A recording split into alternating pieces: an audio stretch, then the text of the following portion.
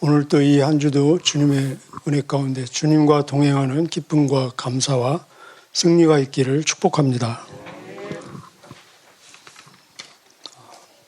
25장 우리 후반부 함께 보실 텐데 25장 후반부도 전반부와 마찬가지로 안식년으로 시작해서 이제 희년의 내용을 우리 함께 보도록 하겠습니다. 우리가 오늘 보는 이 본문에는 희년이라는 단어가 7번 이렇게 반복되고 있습니다. 우리 요즘 계속 절기에 대해서 공부하고 있는데 절기 혹은 명절, 결론적으로 말씀드리면 하나님께서는 우리의 삶이 매일매일 절기, 명절, 축제가 되기를 원하십니다. 좋으신 아버지시기 때문에 모든 명절과 절기의 시작은 안식일로부터 시작됩니다. 7일을 주기로 하는 안식일로부터 시작되어서 1년마다 한 번씩 오는 7개의 절기가 있고, 그리고 7년을 주기로 하는 안식년, 안식일이 확장된 것이 안식년이고, 그리고 안식년이 7번 지나고 나서 50년째 오는 희년, 기쁨의 절정이죠. 그래서 이 결론적으로 희년은 은혜의 절정, 은혜의 극대화입니다. 그래서 희년의 별명이 은혜의 해다, 이렇게 성경은 말하고 있습니다. 이 희년에는 어떤 일이 벌어집니까? 한 5가지 정도 정리할 수 있는데, 희년에는 노동이 중단되고, 노동이 중단되니까 땅도 휴경이 들어가죠. 땅도 쉬고, 노동도 없고 땅도 쉬니까 종들이나 노예들이 할 일이 없죠. 그래서 종들이나 노예도 다 해방이 되고, 그리고 매매가 되었던 토지라든지 가옥이 원래 주인에게 다시 조건 없이 돌아가고, 그리고 빚진 것들이 다 완전히 탕감되는 그야말로 환희의 날이죠. 만약에 우리가 빚을 몇천, 몇억을 져서 이자가 누적되고 빚에 시달리는 분들 혹시 경험 있으십니까? 그런데 아무 조건 없이 이 빚이 다 탕감이라는 나팔 소리와 함께 이 광고가, 이 뉴스가 선포된다면은 얼마나 신나고 정말 이 익사이팅한 그런 뉴스 아니겠습니까? 오늘날에도 이런 희년이 문자적으로 지켜진다면은 정말 멋있는 이 세상이겠죠.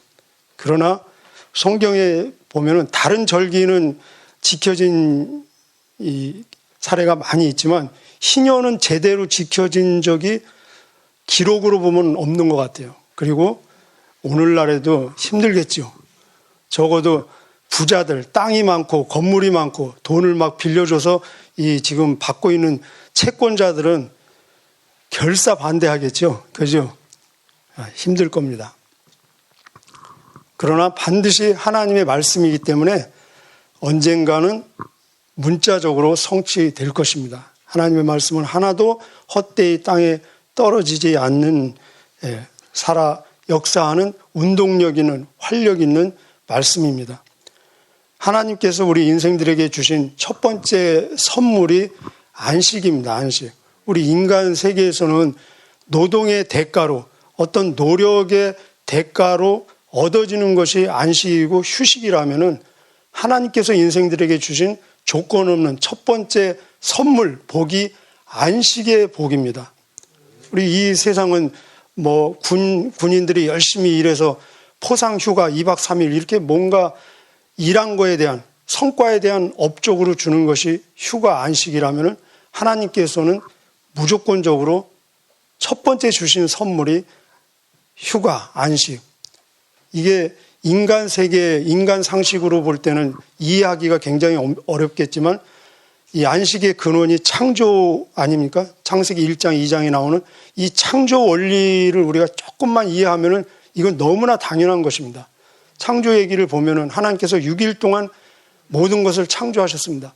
전능하신 하나님이 모든 것을 창조하시고 전능하신 하나님이 자기의 창조 작품들을 평가할 때 보시기에 심히 좋았더라.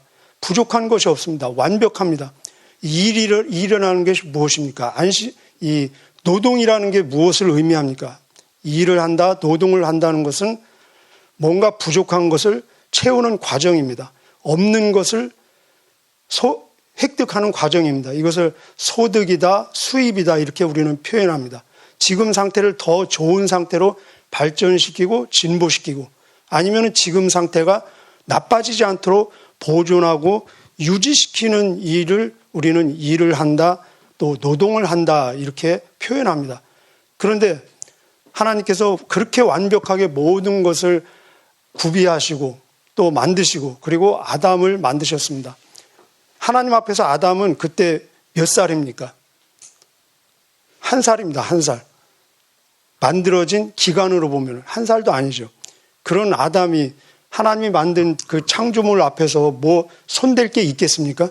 뭐 수정할 만한 게 있겠습니까? 더 발전시키고 더 이렇게 낮게 만들도록 자기가 할 일이 있겠습니까? 할 일은 그냥 하나님이 만드신 거 감상하고 누리고 감탄하고 와 이거밖에 없는 거죠. 이게 안식이라는 것입니다.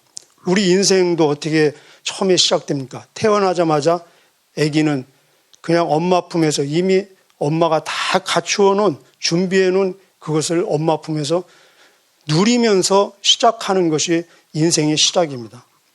그래서 하나님께서 제일 먼저 주신 것은 아무 근심도 걱정도 염려도 없는 두려움도 없는 안식이 첫 번째 선물이라는 것은 너무나 당연한 것이죠.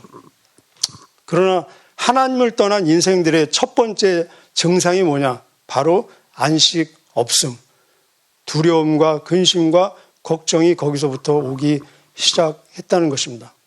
우리 인류가 문명이, 기술이, 과학이 그리고 정보가 지식이 얼마나 지금 되고 있습니까? 피 터지는 경쟁을 통해서 사람들은 많은 것을 성취했습니다. 이루었습니다. 그러나 점점 더 하나님이 주시는 안식은 상대적으로 소멸된다는 것입니다. 심지어 제가 얼마 전에 유치원생을 만났는데 그 유치원생이 하는 얘기가 아유 피곤해 그러더라고요. 유치원생도. 하나님 안에서만 진정한 안식과 쉼이 있다는 것입니다. 이 땅에서는 문자적으로 성취되기가 거의 불가능한 이 희년의 메시지를 통해서 오늘 우리에게 주시는 실질적인 메시지, 교훈은 무엇인가? 이 본문을 통해서 4가지 정도 우리가 함께 교훈으로 그리고 우리의 삶에 적용하는 메시지로 받을 수가 있겠습니다. 첫 번째 우리에게 주는 도전과 은혜와 질문은 너는 하나님을 절대 신뢰하느냐? 하나님을 믿느냐라는 질문입니다. 우리가 예를 들면은 사장님이 직원들에게 요즘 성과도 굉장히 아주 좋고 실적도 있으니까 내일은 쉬어라 이렇게 했습니다. 그러면 직원들이 어떻게 반응하겠습니까? 여러분이 만약에 직원이라면은 사장님 안 됩니다. 내가 없으면은 이 회사 굉장히 안 될 겁니다. 하고 그래도 출근하실 겁니까? 아니면은 야 우리 사장님 멋져 하고 그냥 쉬시겠습니까? 후자겠죠. 그죠? 네. 사장님이 내일 쉬어라 했을 때는 책임은 내가 진다. 이 회사에 대한 책임은 사장이 진다라는 메시지가 그 안에 담겨 있습니다. 하나님께서 우리에게 쉬어라라고 했을 때 쉬지 못한다면 우리는 사장님을 믿는 것보다도 오히려 하나님에 대한 신뢰가 더 떨어진다는 것입니다. 우리 예수님께서 십자가에서 다 이루었다 말씀하시고 수고하고 무거운 짐진 자들아 다 내게로 오라. 내가 너희에게 안식, 쉼을 주겠다. 하나님을 믿으니 또 나를 믿으라. 너희는 마음에 근심하지 말라, 염려하지 말라. 하나님을 믿으니 또 나를 믿으라. 무엇을 먹을까, 무엇을 마실까, 무엇을 입을까 염려하지 말라. 심지어 하늘의 새도 먹이시고 공중의 들풀도 먹이시는 입히시는 하나님께서 하물며 너희 일까 보냐. 너희는 내일 일을 염려하지 말라. 너희는 먼저 그의 나라와 그의 의를 구하라. 그리하면 이 모든 것을 더하시리라. 예수님께서 내가 너에게 안식을 주겠다라는 말씀은 바로 내가 네 인생을 책임지겠다. 내가 네 필요한 모든 것을 다 공급해 주겠다. 빌립보서 4장 19절에 보면은 하나님께서 그 영광스러운 풍성한 가운데 그리스도 예수 안에서 너희 모든 쓸 것을 다 채우시리라. 있습니까? 우리가 원하는 모든 것이 아니라 우리가 필요로 하는 모든 것을 채우시는 하나님. 하나님께서 예수님께서 우리에게 안식을 주신다는 말씀은 그 이면에는 내가 책임지겠다. 내가 공급하겠다. 그래서 안식은 바로 하나님에 대한 절대 신뢰를 말하고 있습니다. 믿음이 안식입니다. 한번 따라해 보실까요? 믿음이 안식이다. 두 번째는 우리는 이 세상에서 청지기 정신을 가지고 사느냐. 쉽게 말하면 품꾼 의식이 있느냐. 이 본문에 계속 하나님이 반복하는 말씀 중에 하나가 나는 너희를 애굽에서 이끌어낸 너희의 여호와다. 나는 너의 주인이다. 이 말은 너희는 나의 종이다. 쉽게 말하면 너희는 나의 품꾼이다. 우리는 사용권과 경작권만 있을 뿐이지 소유권은 없습니다. 계속 반복하기를 땅은 내 것이다. 땅은 내 것이다. 땅뿐이겠습니까? 학계 그런 데 보면은 은도 내 것이요 금도 내 것이요. 하나님께서는 이 에베소서에 보면은 만물의 아버지이시고, 왜냐하면 만물을 창조하셨기 때문에 모든 만물의 아버지 그리고 소유자 그리고 창조자이십니다. 우리는 이 세상에 디모데전서 6장 7절 8절 보면은 우리가 이 세상에 아무것도 가지고 온 것이 없음에 또한 이 세상으로부터 아무것도 가지고 갈 것이 없느니라.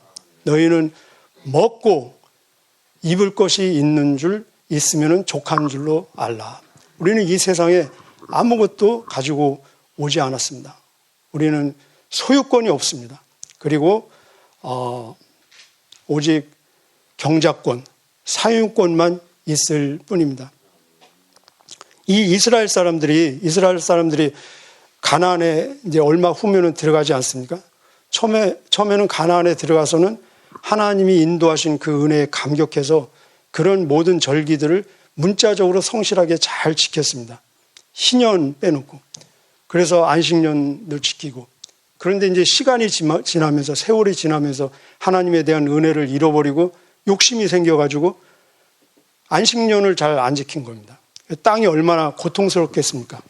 그래서 하나님이 그들이 얼마를 안식년을 안 지켰냐면은 490년을 안 지켰어요. 역사적으로 이렇게 계산을 해보면 490년을 안 지켰는데 안식년은 7년에 한 번 오지 않습니까? 490년을 7로 나누니까 70년, 77이 49. 그래서 70년 동안 바벨론으로 포로로 잡혀가게 해서 그들은 결국 그 땅을 경작하지 못하게 되었습니다. 몇 년 동안요? 70년 동안. 그래서 70년 동안 땅이 쉬게 되고 70년 후에 다시 돌아와서 경작을 할 수 있게 되었습니다.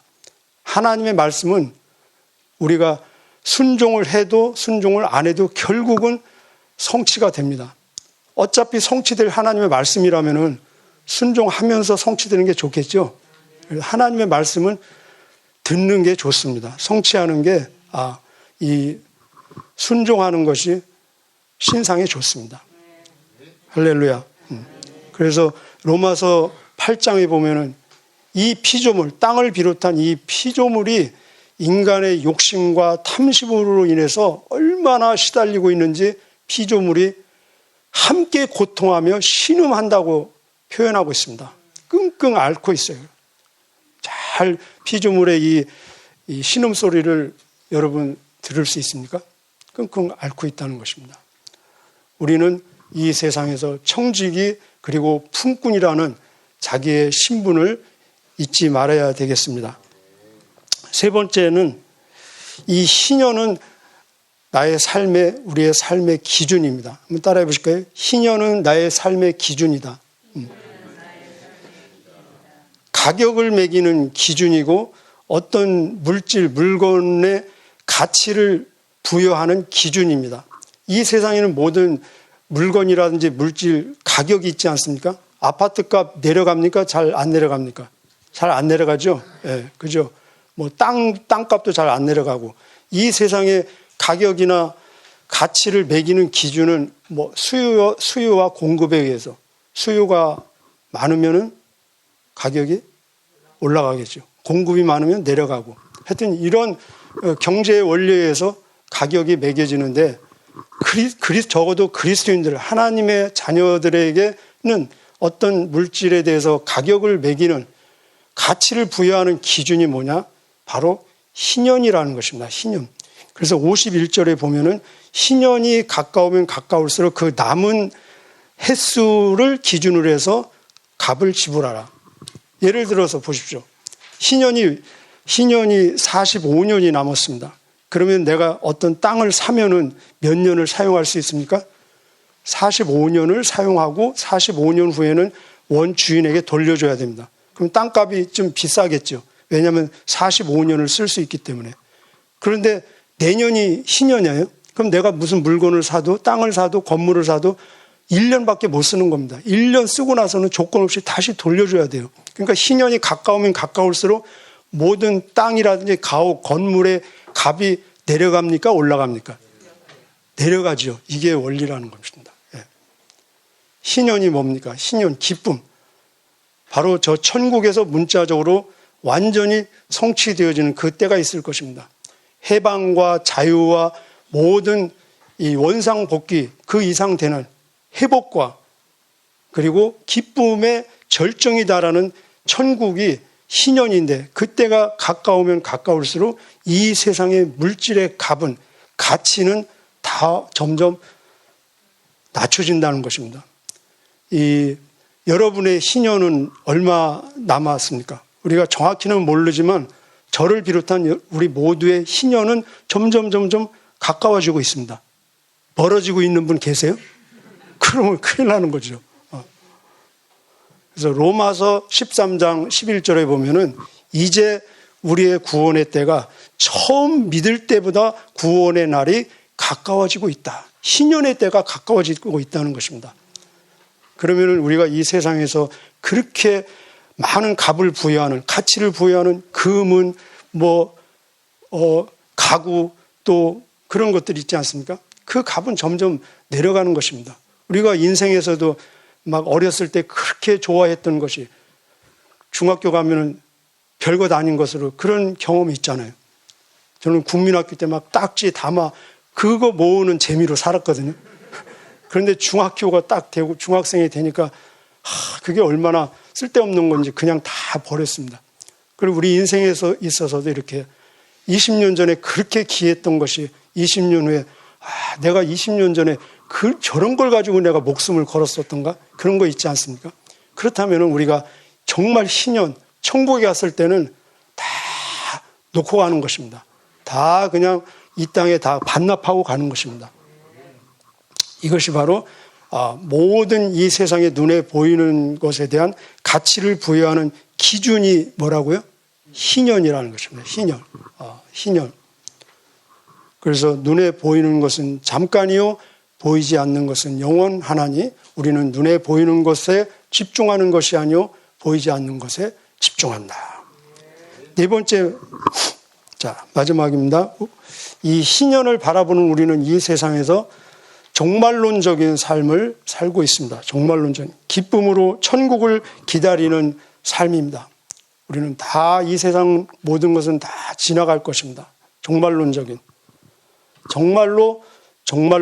삶을 사는 사람들이 크리스찬의 삶입니다. 희년을 바라보면서 이 세상 모든 것은 다 지나갑니다. 여러분 혹시 요즘에 최근에 오늘 어떤 어려운 일, 힘든 일, 고통스러운 일, 감내하기 어려운 그런 일들이 있으십니까?